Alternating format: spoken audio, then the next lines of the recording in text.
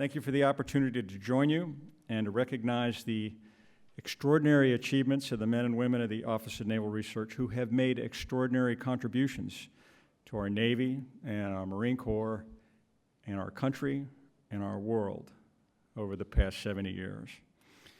Now, I'm one of the short format speeches today, so I'm going to use my very few minutes, first of all, to offer my heartfelt congratulations, but then I'd like to talk a little about research as viewed through the lens of industry, my new adopted environment. I've looked through this lens in both directions now, from the military and then back at it. And the picture's exciting. It's not perfect, but it is exciting. You might say the lens is more like a kaleidoscope, but that's another story. One thing's for sure, that is that many of the world's most brilliant minds and most exciting ideas, regardless of what you may be hearing, are still coming from right here in the United States of America. Our challenge is to keep those minds producing those ideas and keep those ideas flowing into the hands of our warfighters in the form of real capability. On an anniversary like this, you can't help but think back 70 years, as several speakers already have helped you do, and imagine what the world was like in the days of Vannevar Bush and the other visionaries who contributed to ONR's founding. And then look ahead and wonder what ONR might look like 70 years into the future. As most of you here know, probably every single one of you, Public Law 588 was enacted in 1946 to capture and capitalize on the scientific momentum of World War II, and a partnership that was unique by creating the Office of Naval Research as the U.S. government's first publicly funded research institution. The Dodgers were still playing in Brooklyn. Manned flight was just a few decades old, and spaceflight was the stuff of science fiction. By the way, the oldest man-made object in space today, Vanguard, personally assembled by Pete Wilhelm and John Montgomery, is still up there, whirring around the Earth. There's a whole side story on why it's still there, and it has to do with a slight miscalculation on how much juice it needed to get up there. I'll let John tell you that one out in the courtyard. So ONR was basically America's National Science Foundation, long before NSF was even thought of or created.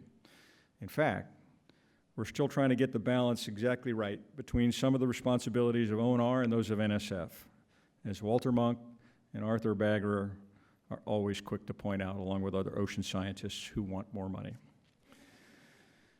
The very long list of contributions, Nobel laureates, patents, and successes that ONR has produced validate the wisdom of PL 588, but like most of you here today, and every day, I often ask myself, how can we do this even better? What are the 2 or 3 things that might help us move even more concepts from the labs to the hands of the warfighter so that they'll continue to have that advantage that they expect and deserve?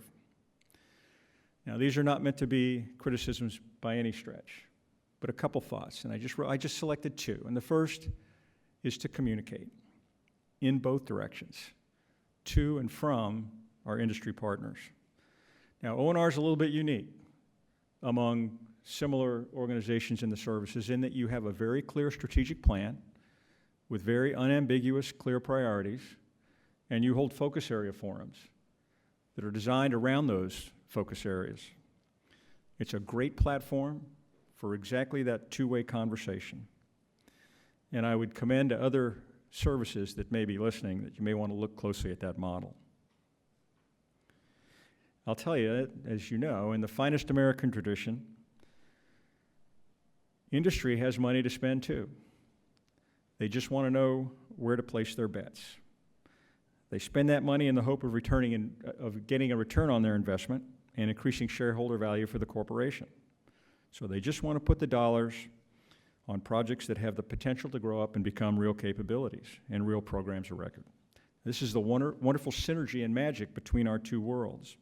And it only gets better with better, robust two-way communications and a willingness to prototype and experiment, as Secretary Sackley said, to take risk and be prepared to fail. It's kind of like you're on a rocky back road and you know you want to get to that superhighway over there and go faster. And you have 2 choices. You can stay on the road and you can wait for the on-ramp, or you can cut across that field. But the field's bumpy. Doesn't always work, but sometimes it's the right answer. ONR is the corporate risk taker for the Navy. You take planned risks now so that the bad guys will have to take unplanned risks later. The other is to build with change in mind. It's no secret that many of the technology we use today are driven by that insatiable and fickle demand of the commercial market. Now, not everything will flow right into a warfighting system from the commercial market, but the lines are getting blurrier and blurrier.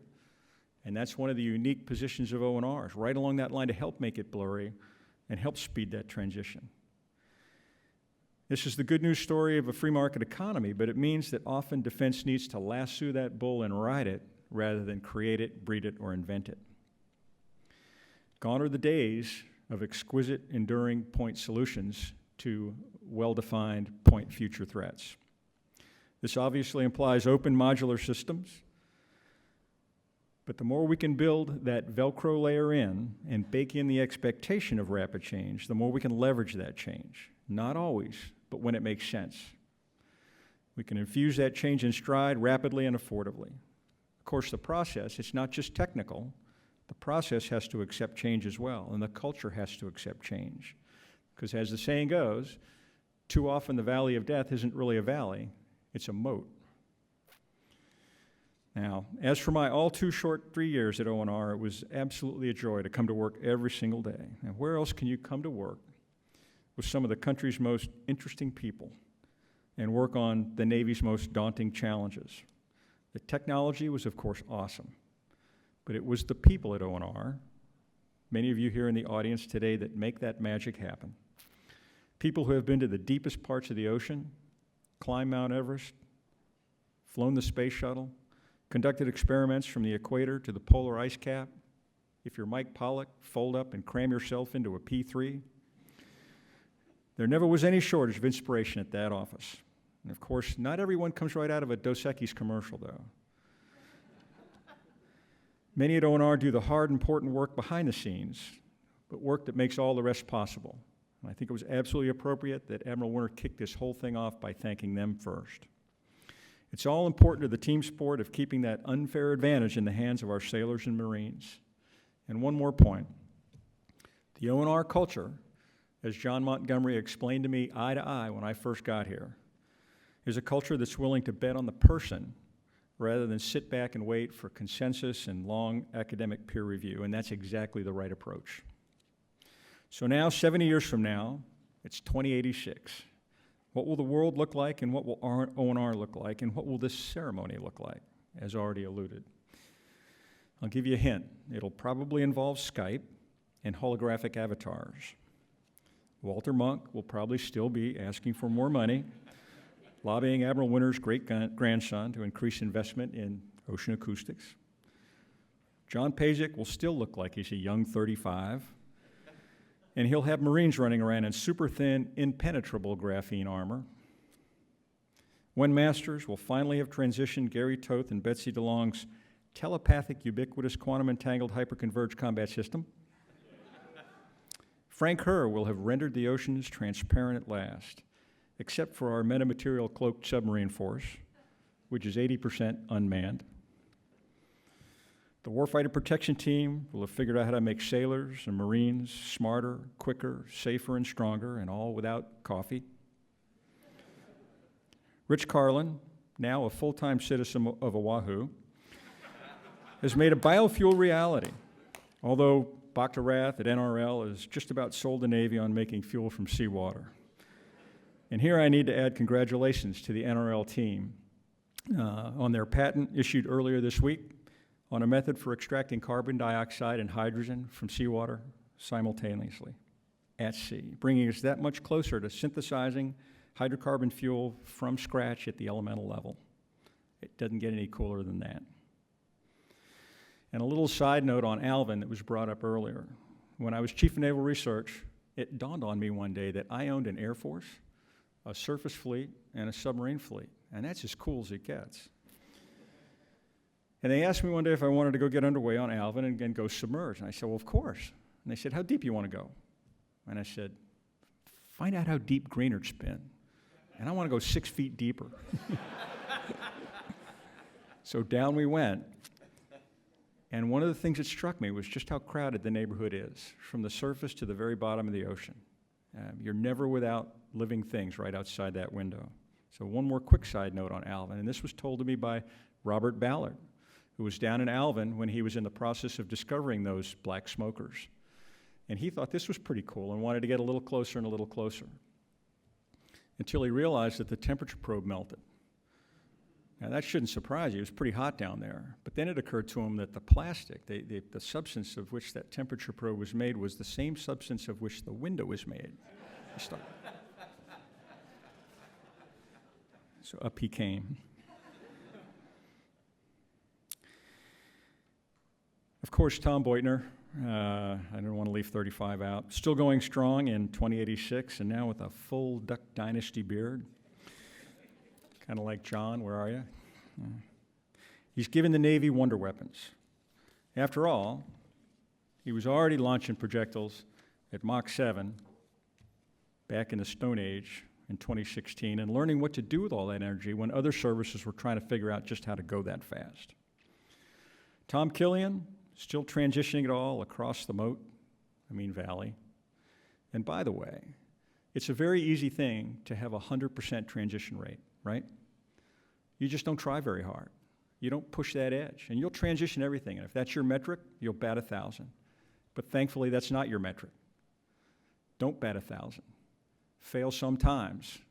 Always be on that edge. And a new source of superabundant, unlimited high energy is available from a newly discovered substance called larishutium. And we'll be out there in that audience at that 140th anniversary in the newly refurbished 3D printed Pentagon. So happy birthday, ONR. Thanks for all you do for our Navy and Marine Corps.